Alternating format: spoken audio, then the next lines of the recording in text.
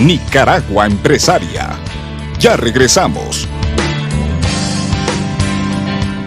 El economista jefe para la región de América Latina y el Caribe del Banco Mundial, Augusto de la Torre, durante la presentación del emprendimiento en América Latina, muchas empresas y poca innovación, destacó que América Latina, incluyendo nuestro país, es una nación de emprendedores, pero se deben promover más estrategias para que puedan alcanzar un mayor desarrollo. Veamos.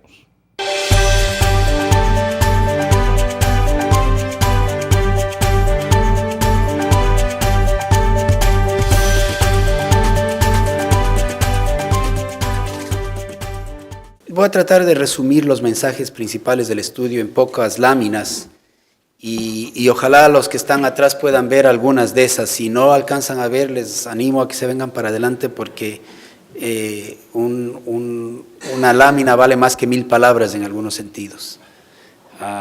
Bueno, vamos. El título refleja, yo creo que el corazón del mensaje. Para entender el problema de emprendimiento en América Latina hay que entender exactamente dónde está el problema. Y el problema no parece estar en el número de emprendedores. De hecho, como les voy a mostrar, ahí parece que tenemos un exceso. El problema está en que los emprendedores que inician actividades productivas de nuestra región tienden a tener un crecimiento débil. Y tienden a sufrir una especie de estancamiento en su vigor de crecimiento comparado con otras regiones. Y lo que voy a tratar de mostrar es lo generalizado que es este fenómeno, mucho más allá del que esperábamos cuando empezamos esta investigación. Y por eso el título es Muchas empresas, poca innovación. Y a lo largo de la presentación ustedes van a ir notando que la palabra innovación en nuestro lenguaje, en nuestra presentación, tiene mucho que ver con capacidad de expansión y de crecimiento, porque el crecimiento es muy difícil sin innovación. Este gráfico les debe dar a ustedes una idea de cómo ocurre el desarrollo económico de los pueblos, desde el punto de vista de dónde trabaja la gente. Este gráfico lo que les muestra es la distribución de la fuerza laboral, este es el eje de la vertical, y en el eje de la horizontal, cómo se distribuye la fuerza laboral en la medida en que los países tienen niveles de desarrollo más elevados. Entonces, en la parte horizontal lo que tenemos es el ingreso per cápita. Nicaragua va a estar más o menos en esta zona. Estados Unidos va a estar más o menos en esta zona. Entonces, lo que este gráfico muestra, que yo creo con bastante claridad, que en la medida en que los países van avanzando en su desarrollo económico, el porcentaje de la población que trabaja en el sector no agrícola y que es asalariado, va creciendo. Entonces, una sociedad muy desarrollada en donde el ingreso per cápita son $50,000 por persona, lo que ustedes tienen es que más del 80% de la población económicamente activa está empleada en trabajos asalariados en el sector no agrícola. En sociedades pobres, como por ejemplo en África, lo que ustedes tienen es que el grueso de la población económicamente activa trabaja en la agricultura y no necesariamente en trabajos asalariados. Ahí tiene a veces agricultura de subsistencia. Entonces, en este gráfico se nota claramente cómo el desarrollo económico consiste en gran medida en un ingreso cada vez más fuerte de la población en trabajos asalariados, por así decirlo, en buenos empleos. Cuando ustedes ven los trabajadores por cuenta propia, que esta franjita café, lo que ustedes ven es que los trabajadores con cuenta propia tienden a ser una fracción bien pequeñita de las sociedades avanzadas y tienden a ser una fracción un poquito más grande de las sociedades pobres. Y estos de aquí, la franja azul, son los empresarios. El porcentaje de la población económicamente activa que es un empleador, que es un empresario.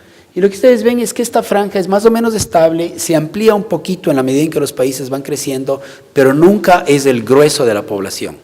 Siempre es un porcentaje relativamente pequeño de la población que se dedica a crear empresas. Entonces, lo que es interesante es que yo les voy a hablar del empresariado. O sea, les voy a hablar de este grupo pequeñito de la población. Y lo que voy a tratar de mostrarles es que este grupo pequeñito de la población es fundamental en lo que pasa con este grupo gigantesco de la población. Que no hay lo uno sin lo otro. Que los actores de la generación de empleo son los empresarios transformadores. Entonces voy a tratar de establecer una relación entre generación de empleo, asalariado, de buen empleo y la acción del empresariado. En América Latina, más de la mitad de la población económicamente activa tiene relación con empresas pequeñitas.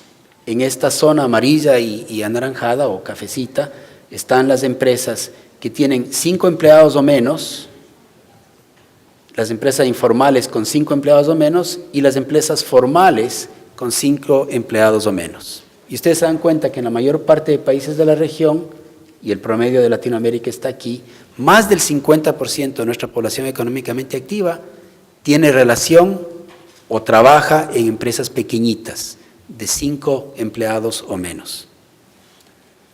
Esto explica por qué los gobiernos se preocupan de la pequeña empresa, porque ahí está el grueso de la población. Entonces, cualquier político no tiene otro remedio que preocuparse del 60 o 50 o 70% de la población económicamente activa que está en empresas pequeñas. Entonces, la estrategia de los gobiernos en América Latina ha sido ver cómo les apoyamos a esas pequeñas empresas, para que esas empresas, como muestra este gráfico, crezcan y se vuelvan empresas más grandes y se vayan formalizando. Entonces, la estrategia del gobierno ha sido, empecemos por las pequeñas y veamos cómo les formalizamos, veamos cómo les hacemos crecer. Sin embargo, hay algunos esclarecimientos que hay que hacer. El primero, que a mí me parece importantísimo, es que hay una tendencia popular en toda América Latina a pensar que las empresas pequeñas es equivalente a informalidad. Y que las empresas formales no son pequeñas. Ese es un mito. Lo que este gráfico muestra es que no es así. Que las empresas pequeñas no son el monopolio de la informalidad. De hecho, lo que ustedes ven acá es que aquí están solo las empresas formales de América Latina. Hemos quitado las informales. Y lo que ustedes ven es que el grueso de las empresas son pequeñitas. Tanto en los formales, tanto en el sector formal, cuanto en el sector informal. Y eso ya debería empezar a despertarnos una sospecha de que algo está equivocado en la creencia popular. La formalización no necesariamente implica empresas que crecen o empresas grandes. Además, cuando uno dice qué es lo que le saca a las empresas y a la gente de la informalidad, no es lo que los gobiernos piensan. Los gobiernos piensan es que gracias al apoyo gubernamental a la pyme o a la micro, logré que esta empresa salga de la formalidad. Esa no es la historia. Este gráfico lo que muestra es que el aumento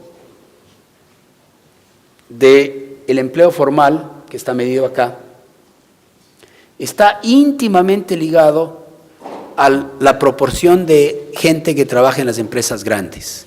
Entonces, el fenómeno, si uno quiere describirlo correctamente, no es que la empresa pequeña por sí sola sale de la informalidad. Lo que pasa es que al crecimiento vigoroso de empresas que son más medianas y grandes, le jalan a la gente y le sacan de la informalidad hacia la formalidad. De manera que el efecto de primer orden en la formalización de las empresas y de los empleados proviene del crecimiento de las empresas medianas y grandes, no de la expansión de las pequeñitas como se piensa. Además, cuando uno ve dónde está la acción que le interesa para el bienestar de la sociedad, uno encuentra que la mayor parte de la acción sucede en las empresas medianas y grandes, no en las pequeñitas. Aquí tienen ustedes algunas cifras de la acción desde el punto de vista del bienestar social. Primero, ¿dónde hay más productividad del trabajo? ¿Dónde hay más exportación? ¿Dónde hay más inversión y desarrollo? ¿Dónde se crean más patentes? ¿Dónde se mejoran procesos o se crean nuevos procesos o nuevos productos? ¿Dónde se introducen nuevos productos? ¿Dónde hay mejores manejos de gerencia y todo lo demás? Y ustedes ven que las empresas grandes y medianas tienen una ventaja clarísima sobre las pequeñitas en todas estas dimensiones. Estas son las grandes, la anaranjada, las medianas son las rojas, y este es el margen de ventaja que estas empresas tienen con respecto a las pequeñas. De hecho, en Latinoamérica, en promedio, el salario que una empresa mediana y grande paga es 60% por encima del salario que una empresa pequeñita paga. O sea que los empleos buenos están en ese sector. Entonces, todo esto a nosotros nos hizo reflexionar y a cambiar de enfoque. Entonces, el Banco Mundial es un banco que trata de reducir la pobreza. Entonces, cuando ustedes ven los estudios que el Banco Mundial ha hecho sobre el emprendimiento, el 95% de los estudios son sobre las micro y sobre las pymes. Ese ha sido el foco del Banco Mundial y de los gobiernos. Entonces, nosotros nos salimos de esa tradición y dijimos, vamos a enfocarnos, vamos a ver a la cosa al revés. Vamos a ver el mundo desde el punto de vista de las empresas que crecen y se vuelven grandes. Y vamos a ver qué nos da ese tipo de investigación, qué luces adicionales verle al mundo así añade. Y entonces, lo que dijimos es que vamos a hablar entonces de los emprendedores transformacionales. No nos vamos a fijar en el microemprendedor, no nos vamos a fijar en el emprendedor pequeñito, nos vamos a fijar en el emprendedor que consigue expansión, innovación y generación de empleo de una manera vigorosa. Y vamos a tratar de identificar qué hay de común en ese tipo de actividad. Y entonces, nuestra óptica es tratar de ver el mundo desde este ángulo, porque todos, el Banco Mundial incluido, y los gobiernos le ven al mundo desde este ángulo, desde la óptica de las pequeñas. Nosotros vamos a ver el mundo desde el ámbito de las que lograron sobrevivir y volverse grandes. A ver qué se consigue viéndole al mundo desde ese ángulo.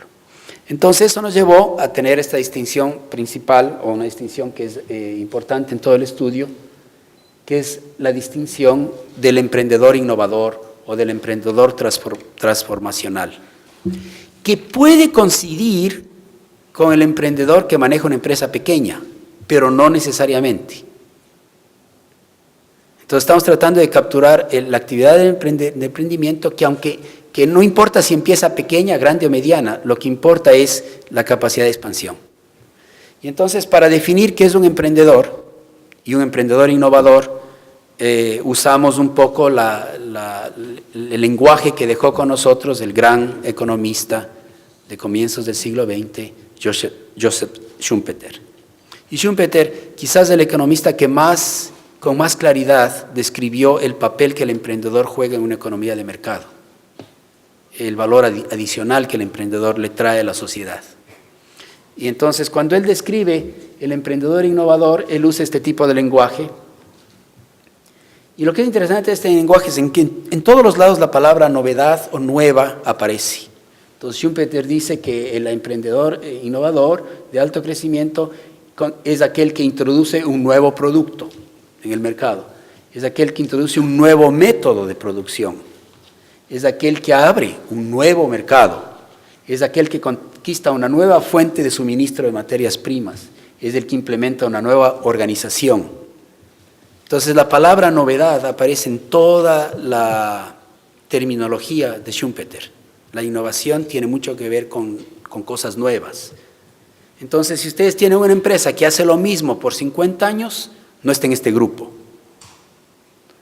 La empresa que está en este grupo es la empresa que cada año va adaptando, mejorando, innovando, transformando, pensando en nuevas ideas, generando nuevas líneas de negocio, penetrando nuevos mercados, etcétera, etcétera. Entonces, armados con esta definición y con este enfoque, que no es el enfoque tradicional, al menos que no ha sido el tradicional del Banco Mundial, entonces nos metimos al estudio y les voy a resumir en 4 grandes mensajes los 4 grandes resultados del estudio. Hay muchos más, pero por tiempo y por selectividad hemos decidido hacer esto. El primer gran mensaje es que en Latinoamérica tenemos un número enorme de pequeñas empresas. Ya les he mostrado eso antes. Entonces, lo que nosotros decimos, el tener un número de pequeñas empresas no parece ser el problema, sino parece ser el síntoma de un problema más hondo. Es decir, tenemos un montón, una legión de pequeñitas empresas porque las empresas más grandes y medianas no logran crecer lo suficiente para generar buenos empleos. Piénsenlo así. Si las empresas medianas, grandes o incluso las empresas que están, si tuviésemos empresas que crecen mucho y generan empleo, la gente preferiría estar empleado y ganar un buen sueldo antes que abrir su kiosco para vender gaseosas. Entonces, la proliferación, este número grande de pequeñitas empresas, lo que refleja es una falta de vigor de crecimiento de las empresas y de generación de empleo. Y aquí les voy a demostrar un poco de datos de esto. Aquí está una comparación entre América Latina, los países asiáticos, de Europa del Este y los países de alto ingreso. Entonces, usando las encuestas de empresas que el Banco Mundial genera, agarramos el tamaño de las empresas promedio cuando nacen. Entonces, estas son empresas que han sobrevivido por 40 años o más.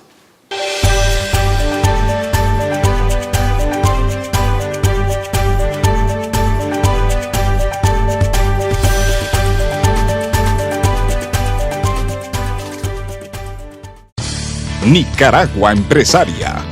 Ya regresamos.